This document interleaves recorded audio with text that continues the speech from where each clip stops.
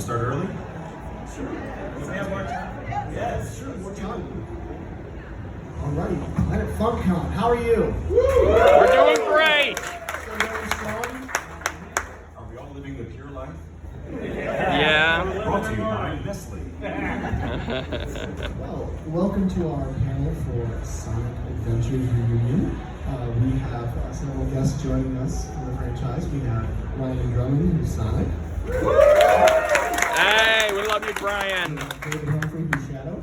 Hello, dear friends. And we have Scott Dreier as Knuckles.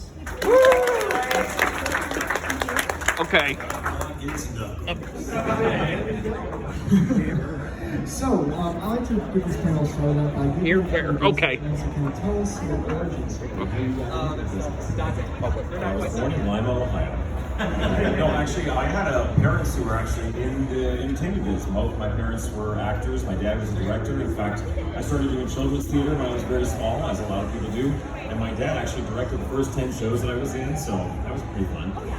And I just kept going. I just never stopped, which I think is I kept going fast. I guess. A good lesson for life. And it just kind of blossomed from there. Went and got my theater arts degree from Eastern Michigan University, moved out to California, got my first agent, and she said to me one day, Ryan, have you ever thought about doing voiceover? And I said, nope. And she said, you should. And that's led us to this moment. My quick, being an actor, I never wanted to be an actor. I was painfully shy. I was the shyest kid ever. I had a teacher in the 5th grade that made everyone audition for me, which to that point, I'd never sung a note in front of anyone. I came in, she played scales. You know, I was like a kid at a birthday party, and everyone was singing happy birthday. I would stand in the back and mouth happy birthday, and like I didn't sing at all.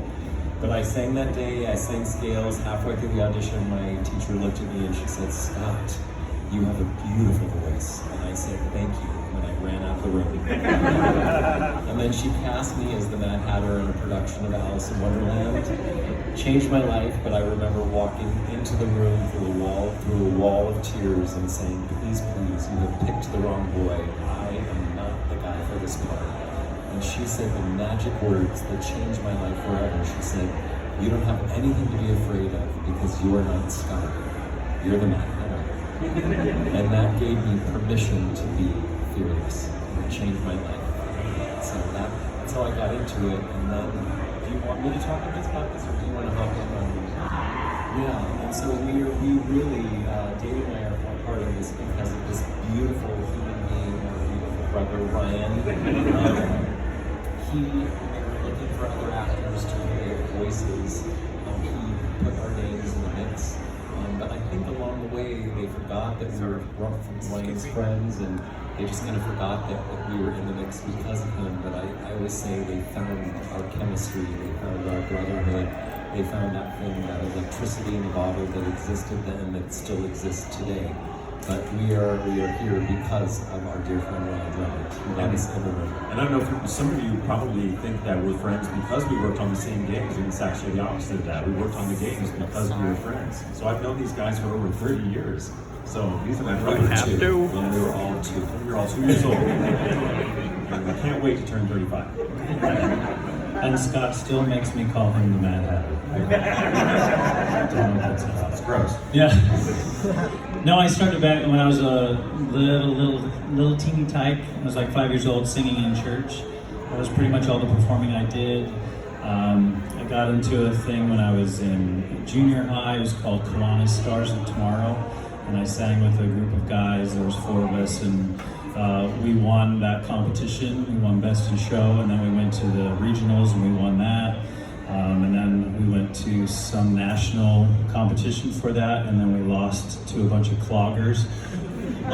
Don't know what happened there, but really still upset about it. So then I didn't really perform. I was just singing most of the time, and then I was a high school speech and debate.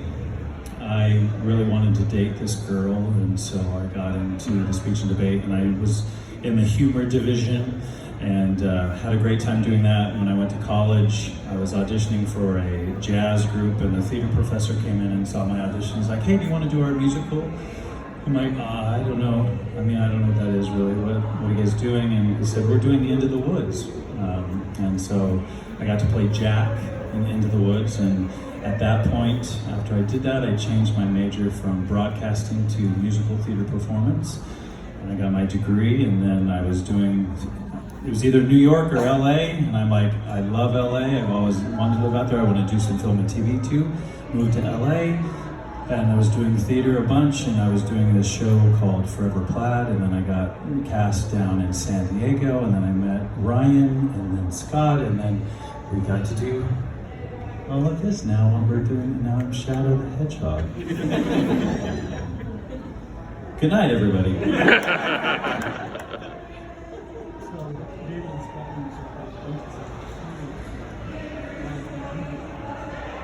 Through an audition, actually. I had been doing voiceover for about 3 years, and I happened to be working for this company in San Diego, California called Lightspan Partnership. This is usually how it goes, actually. The guy who ran that studio at that company, I was doing educational software for kids, and ironically and coincidentally, I was voicing a turtle for that game. It was called Secret of the Rings, and it taught kids how to do math problems, like multiplying stuff. And so I was doing the slowest animal on Earth, and then later on, the fastest animal on Earth. Anyway, so the guy who ran that studio at that company, I happened to be working for doing this turtle game, knew a casting director by the name of Lonnie Manella, who you might know as Liz the Bat. Yep. And she knew a guy who worked at Sega in San Francisco by the name of Keith Palmer. And so he told Lonnie, and Lonnie told the guy I was working for, and he famously said to Lonnie, you know, I'm working with this guy right now that does the voice of a turtle for me. I bet he could do a hedgehog for you. And so I didn't know her really, but she was like, sure, bring him to the audition. And so then I got to the audition. It was me and about 50 other guys. We took turns going into the booth and giving our impression of what we thought Sonic should sound like. And luckily, I have no idea who the other 49 guys are, but luckily Sega was just like, we like what you did. And so after doing the voice, which by the way, I told some of you this, but the voice that I've been using for 28 years for Sonic is the one that I actually came up with at the audition in about a second and a half.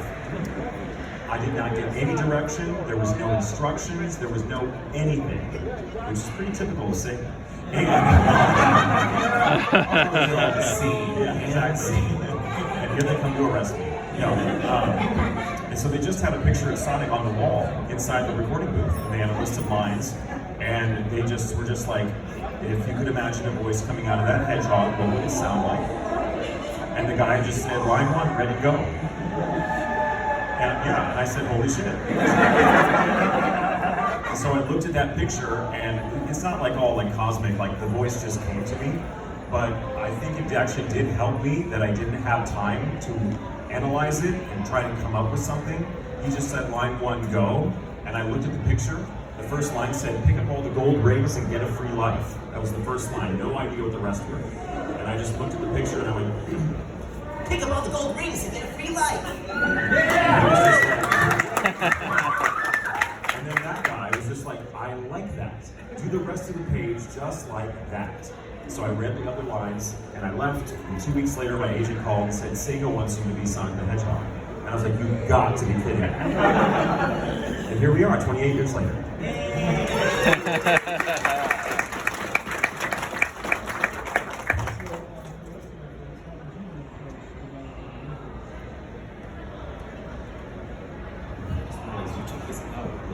Rule breaker you are. Maybe smarter than all of us. Yeah. You know, for me, we all have this experience. It was, you know, the beginning of gaming, right? So I remember there were 3 pictures of Knuckles taped to the control booth, right? The booth we were in, which is a glass booth that's like, you know, 4 by 4 feet, right? At the most. And then there was a little paragraph about Knuckles.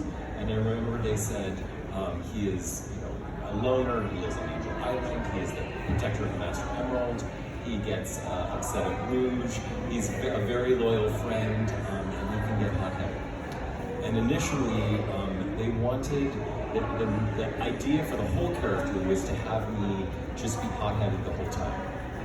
And I said, respectfully, no one wants to play a game where I am yelling the entire game, but I don't want to play a voice game where I'm just yelling the whole time.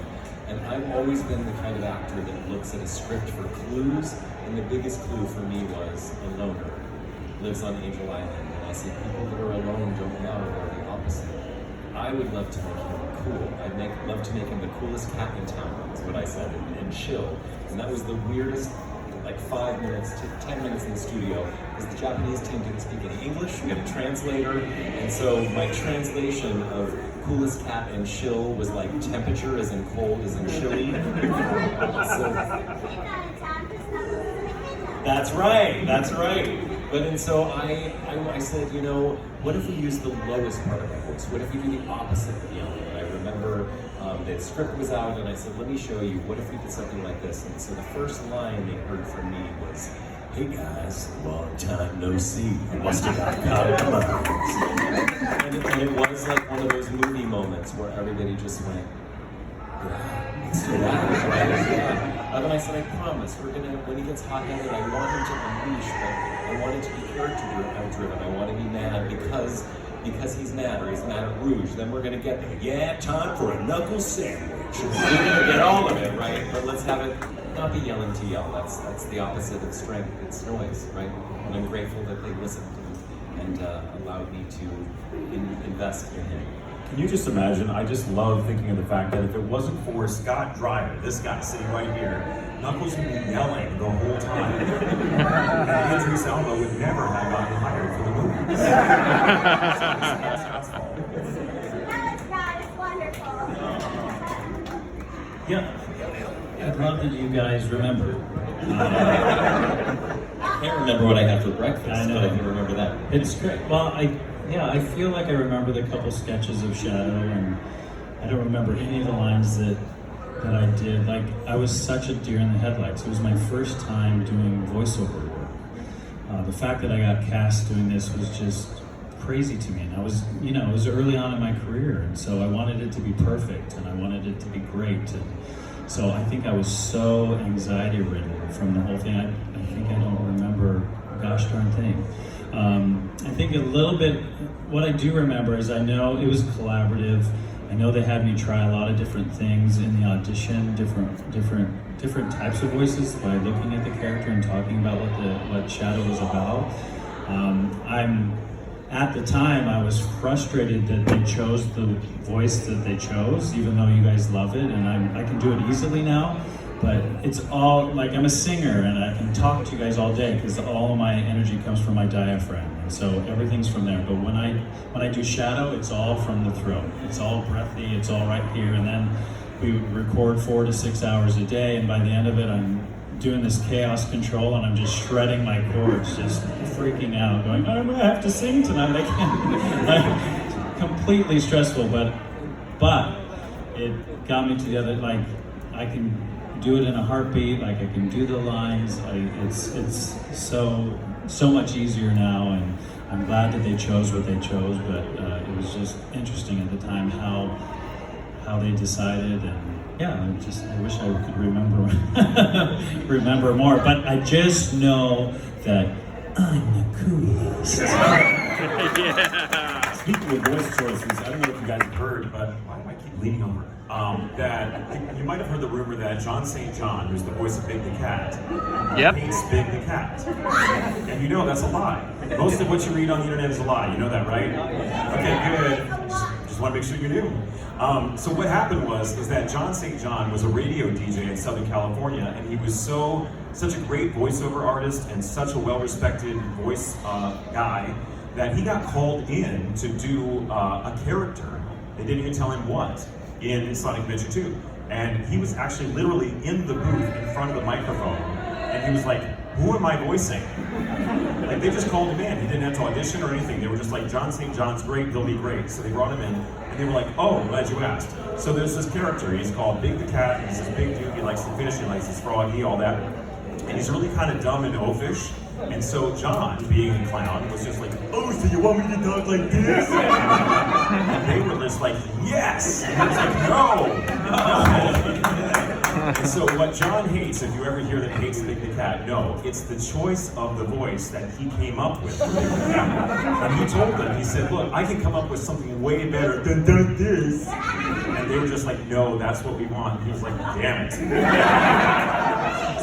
yeah, I know, right? I just stole your line. But yeah, so John doesn't hate Big the Cat, he hates what he did. But of course now he can't hate it much anymore. Of course he's Big the Cat and always will be. So you mentioned like 20 years later, multimedia franchise, not just games, but theatrical films, animated series. What is it you think, or what are the reasons why you think these characters have such staying power, why they reach so many people? Personally, I have no idea. I wish I knew, and so do they, by the way, because if they could figure out why we all liked it so much, they would make more of it. There would be many, many more, anthropomorphic animals running around being cool and fast and stuff. But I don't know. I think it's because it's kind of like a cast of Commedia dell'arte players where each character kind of has their strength. And it's like Sonic is cool and he's fast and he's loyal, and Knuckles is strong and also loyal, and Shadow is brooding and dark, and Tails is very smart and mechanical. And I think it's because it seems like everybody has someone in the cast of the Sonic franchise that they gravitate towards to because they match with that particular person. And by then, they come to love the whole cast of characters, but you might like really identify with Tails. Or maybe you're like a Cream the Rabbit person, or maybe you're a Vector kind of person, or whatever it is. I think they did a good job of just kind of spreading out the personalities so that everybody got their own really solid kind of base. Anybody else have ideas about why? Yeah, no, I was going to say the same thing. I think we all of us that play the games, you go in there and you gravitate towards one of those characters, and you're like, oh, I'm that character. I'm Shadow, and so I've got my coffee, exactly. And that's the piece of it that I think is so important. And even if it changes throughout the years, like I've had some people come to me and they're like, I was a huge Sonic fan and now I'm Shadow now that I'm older, or vice versa, or Knuckles because of X, Y, Z. And I think that's just a piece of it. They figured that out by having such distinct personalities in these characters that made you gravitate towards those. Yeah. And I piggyback on that. I also think it's just the storytelling was so good. I mean, I just remember, I always say this when we talk about, did we know this was going to be bigger than us? And I always knew, that it was going to be bigger. Every hair on my arm stood up when I was in the studio. When you have 7 producers from Japan and a interpreter, and then you're lucky enough to be directed by an actor, and a really good actor. I mean, Lonnie is a goat. She's a legend. I mean, she was back then. Too, but it's just, I think it's the music, I think it's the levels, I think it's the time that they spent, and then these characters that are so relatable. But I just think when you play the games, you realize the possibilities of the world opening up even more. And I also think that in a world of such negativity, and in a world where most video games are about blowing things up, our games are about working together and getting to the next level, right? And that brings everybody together, right? So I think the positivity, like it's thrilling to be a part, for us to be a part of something that holds such a positive place in your childhoods. It means so much to us. And I think that's the key. That's the key for me. Love that. What he said. You heard me here first. So I want to take time to give the audience a chance to ask you some questions as well. So, Monica, your hand is first. First row gets first dibs.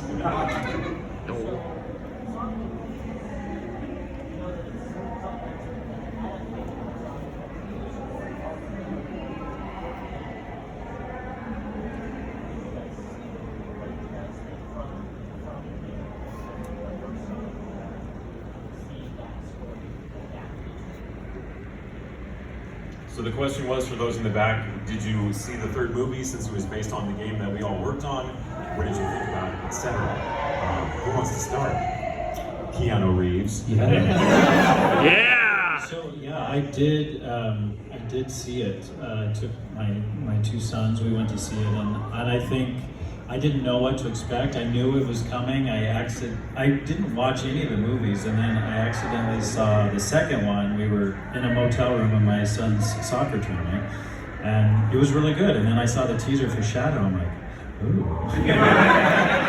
So pumped. So then we went back and watched the first one. I'm like, this is what a great franchise. So I was really excited for it. And we went to the movie, and just the fact that it was a throwback to our game, my jaw was on the floor, just going.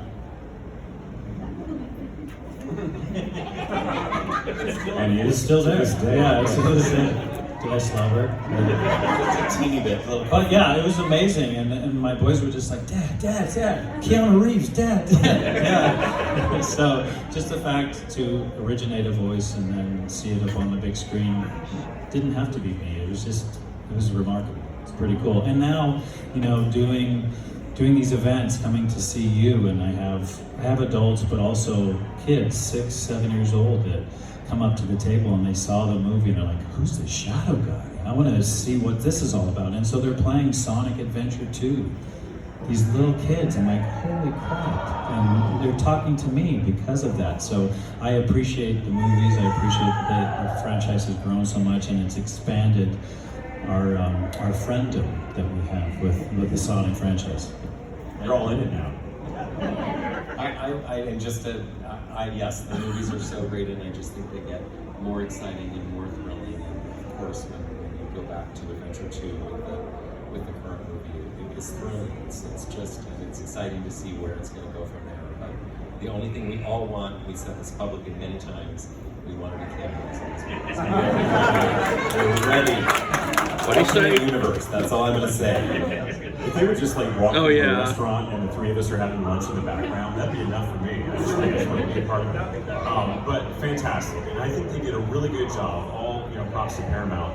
They did a great job of adding just enough references to SA2 where it wasn't campy if they had done too much, and it wasn't kind of watered down if they had done too little. I think they did just the right amount. And of course, personally, when he said talk about low budget flights, I spit my popcorn out. I went with my son as well, and he can confirm. I spit popcorn out after he said that. That was great. Second row, black shirts, no tie. So this is a question that's a comment. So you're kind of millennial, late millennial, early Gen Z. Most of you live here. I think we grew up in society. It was very passions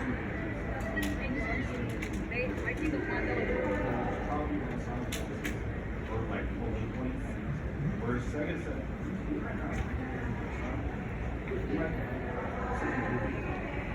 and the fans affected by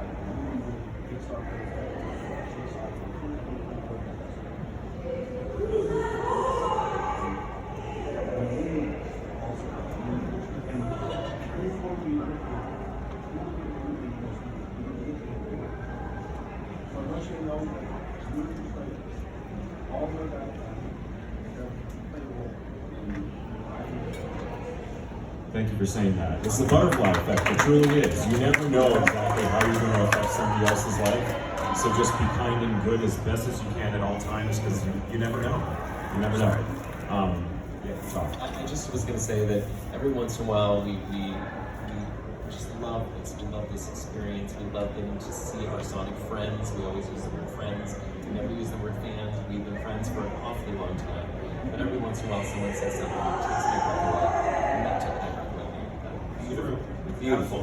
We're humbled to hold such wonderful real estate in your childhood. It matters more than you know. Yeah, what better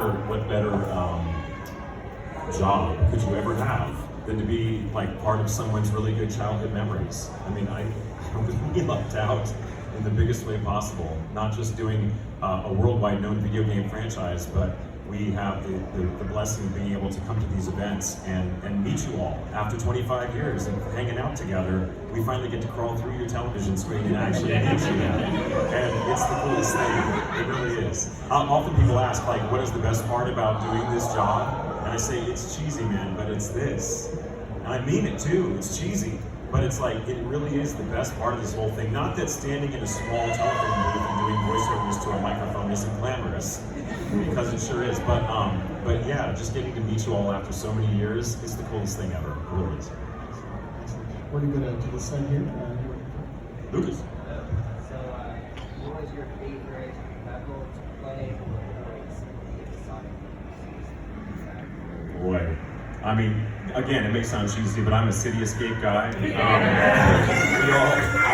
know a lot of people, I hear this all the time, it's like, we couldn't afford a memory card, so we just played City Escape over and over and over. So yeah, but it's iconic, and the soundtrack is just absolutely bomb, and yeah, I don't think anything was better than that. And of course, I probably said to talk about Low Budget Flight's line more than any other line I've ever said.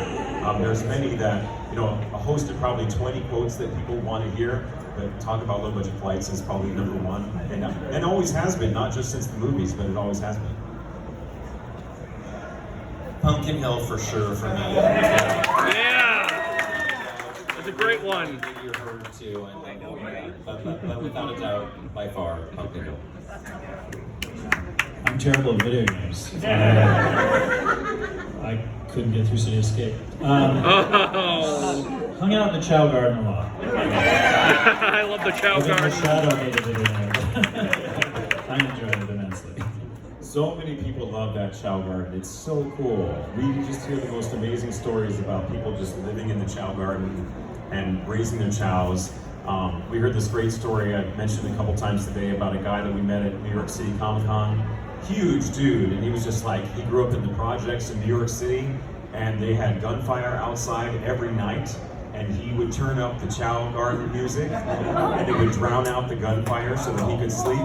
And so he was like, even to this day, when I play that Chow Garden music, it fills me with peace and I can sleep. And I was just like, oh my God. And he was also like, if I hadn't had Sonic Adventure 2, I would have been outside with my friends getting killed. Because he was like, all my friends are either dead or in jail, all of them. He was like, but my parents bought me Sonic Adventure 2, and I was inside playing that game, sleeping in the Chow Garden and playing during the day. That's, wow. It's not just a video game, it's not just a video game. So now we need a Chow Garden game. Yeah. Digipets ruined it for all of us. Second row. You made that shirt yourself. I'm not that skilled. Tony, it's his favorite game. No, everyone knows. Yeah. Because like we have the best game. No, I'm just kidding. Everyone's entitled to it. Anyway, to get to the point, what was your guys' favorite line? Or at least one of them, because I know that might be a hard decision. It's tough to choose, yeah. So this is probably my favorite moment of recording because Lonnie, our fearless leader, she's kind of a guy girl. Like, in the fact that you do a good job, she's like, great, put it on. And she's an incredibly warm human, but she's definitely like get to the point kind of when she's directing you. And we talked about the Chaos Servers, my speech, and she said, I want you to think of this as though it's a prayer.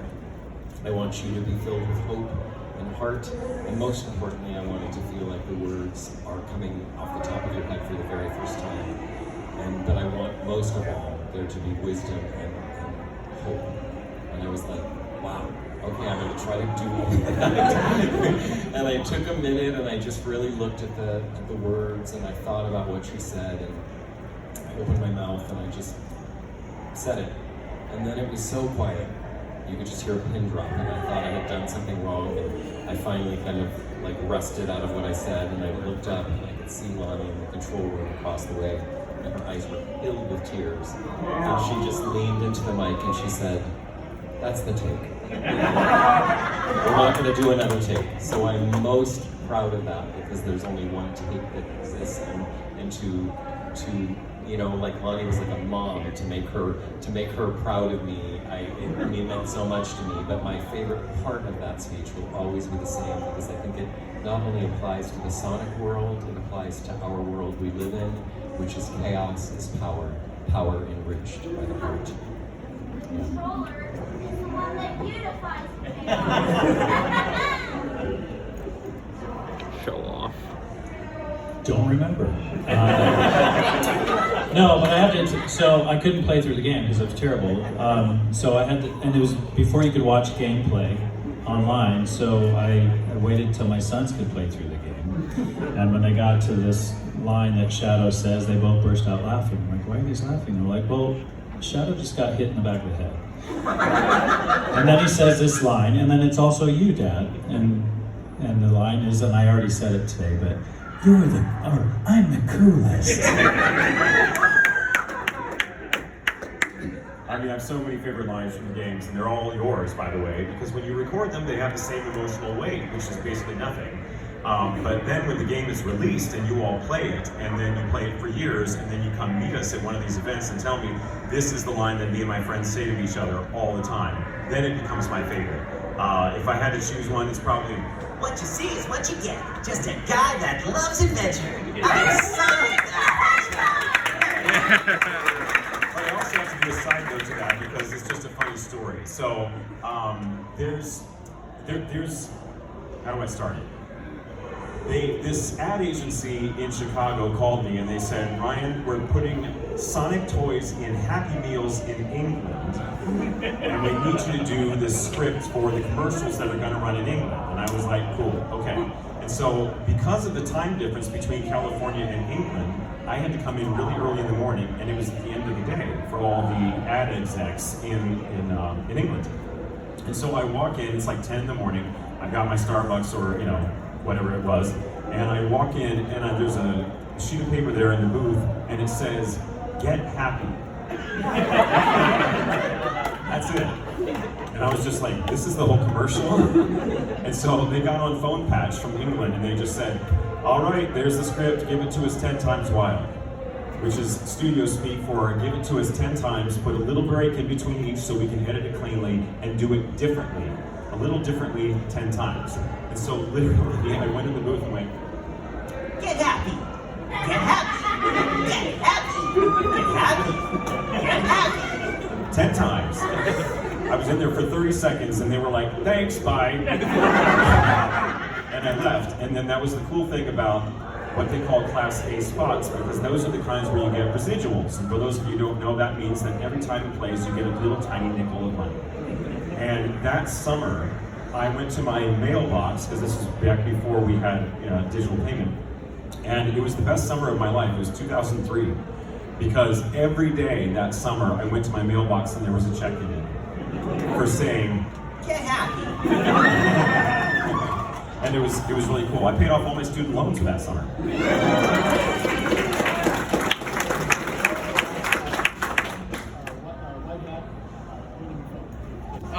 Me?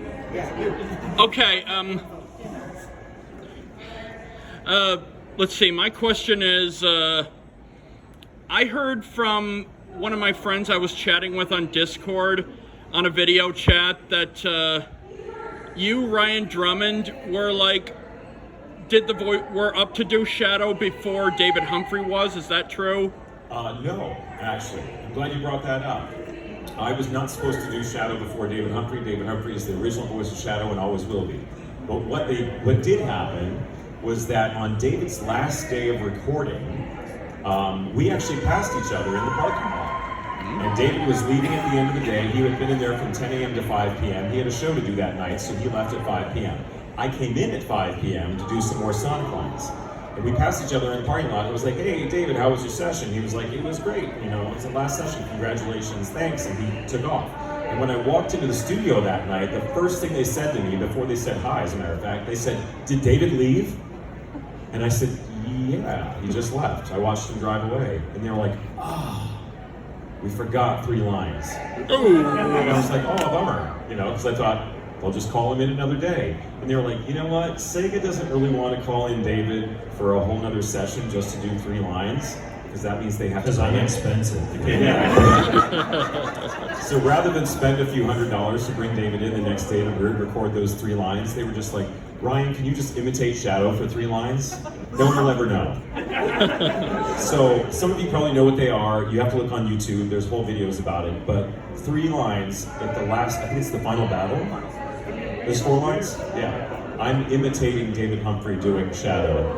And so, yeah, and I don't know what they are. It was really a quick thing. They were just like played some clips of David doing the voice. I tried to imitate him and I just did the 4 lines and they were like, great, let's do Sonic now. And so it was a really quick thing. But yeah, so I am Shadow for 4 lines. Okay. He did a great job, didn't he? Thank you. Yeah, he did. I couldn't even tell it wasn't you. I couldn't even tell it wasn't you. No, that's how good he is. Somebody asked about your favorite lines. Thanks. By chance, did you have any lines that were difficult for you to pull off well? And if so, what were they? Yes, and I didn't pull it off well, and I hate it to this day. No. Watch out! You're gonna crash! Horrible, just horrible. If I had a time machine, I wouldn't go back and like kill Hitler. I'd finish that line. That's not true. Nobody quote me on that. I can do both. If I had a time machine, I can do whatever I want. But yeah, I would change that line. I hate it so much. But luckily, what's cool about time is that now people seem to find that quirky and funny and fun and a great memory. So even as badly as I acted that moment, I've had people like make me t-shirts and pins with "Watch out, we're gonna crash" on it. People love it. I'm like, okay, I can accept it now, but boy, do I hate it. I still love the game. Thank you. Yeah, it's a great game. Thank you. I hate that I left and I couldn't do my last 4 lines. You probably, I've told this story so many times, but the story that is burned in my brain from Sonic Heroes is the famous shift rock yeah. Just that moment was such a weird moment in my head because, of course, for those of you that I haven't told, the quick version of it is I gave my performance of shift rock yeah, and Lonnie said, great, moving on, and then she went, wait a second, Scotty, hold on a second, and then they muted me. And the way the booth was set up, I could see them all talking, and I could see the Japanese team and the interpreter, and it felt like something was wrong, and I felt like I had done something wrong, and it felt, it was probably 4 or 5 minutes, but it felt like an hour. And finally, Lonnie unmutes me, and she says, hey, can we ask you a favor? So it's too early in gaming to swear, but we would love, the producers and I would love to hear a take where the F of shift is so soft that people will always wonder if you said shit or shift. Much harder to do than you would think. Yes, to give the performance and to make sure the F was loud enough, soft enough, all the things they wanted, but it was like take 8. I felt like I had won the lottery. The entire room exploded. They were clapping, they were cheering, and they were giggling, and they felt like we were sneaking in this little Easter egg. So when people ask me today, oh my gosh, my brother and I have been playing this game forever, Heroes, you have to answer the question, is it shift rock yeah or shit rock yeah? I always say yes. My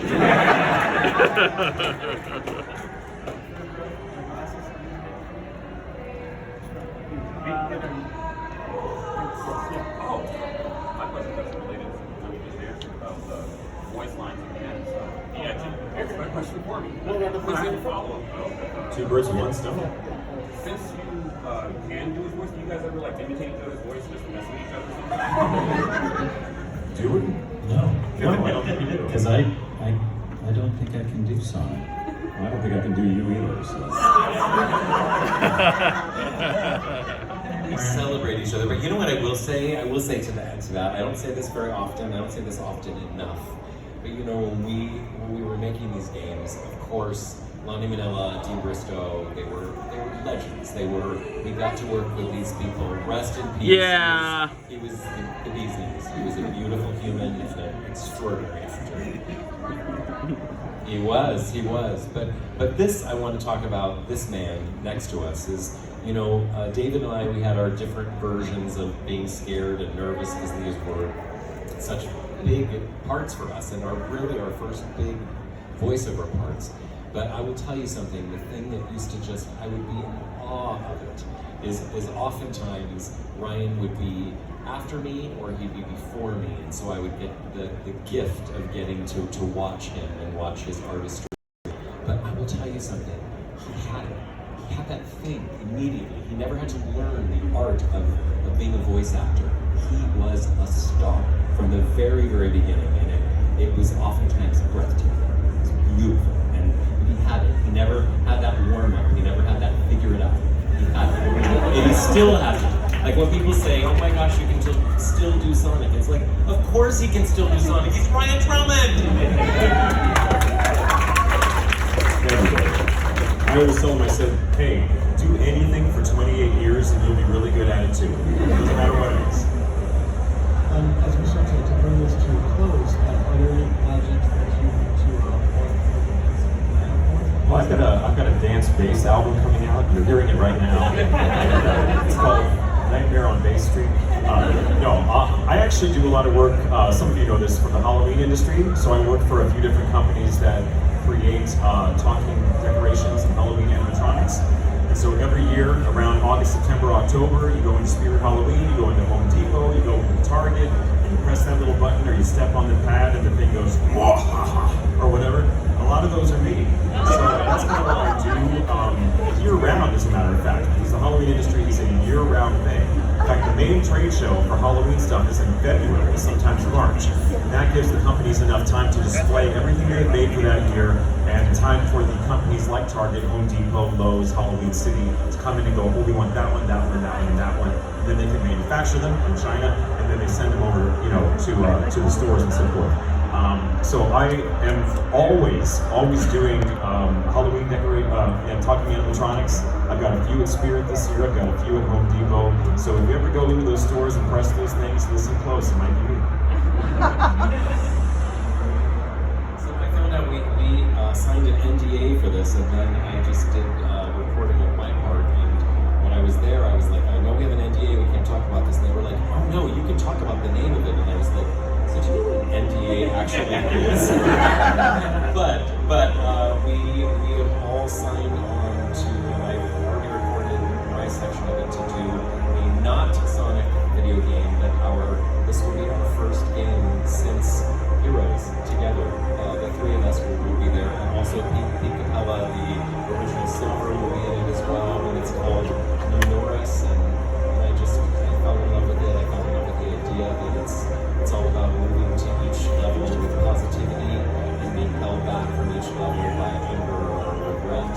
And I love what it stood for. It feels positive, like our games feel positive. So it's thrilling to get to create new characters, right? Plus, Pete Capella, the voice of Silver, actually plays a parrot. It's no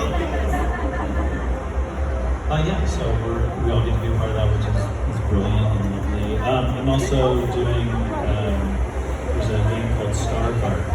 It's a fan-driven project, and I'm playing a character named Lynx, and it's through Game Garage, so definitely check that out. That'll come out before next year as well. And then if you happen to be in San Diego in the fall, I will be doing a musical called Dear Evan Hansen. So yeah, check it out. I never want to leave without saying this. So, guys, we will of course be back at our tables, but from speaking from the bottom of all of our humbled hearts, we never take you for granted. You have loved us so strongly and so fiercely and so unconditionally for so many years, and we never take that for granted. And we've been waiting and longing to get this time to thank you and to be with you and to just get time with our Sonic friends. We never take you for granted, and we love you from the bottom of our hearts, truly. Yeah. Thanks.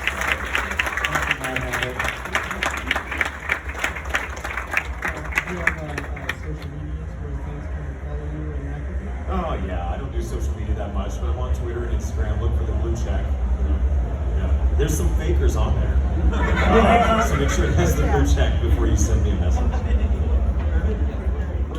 The things, I am the Scott Dreier, but on our banners we've got. Yeah, scan the QR code on the banner because I don't remember. We have two different ones, that's why. Thanks for coming. We're going to be here till 6 o'clock tonight. We always stay to the end, so don't even worry. If it's 5:55 and you want to come say hi, just do it. Okay? So Ryan, No problem. Scott, David, thank you all very much for being here and sharing this time with us. And thank you all too for showing up, because cons don't happen if you're not here to hang out and support. So, We love you guys. We love you too.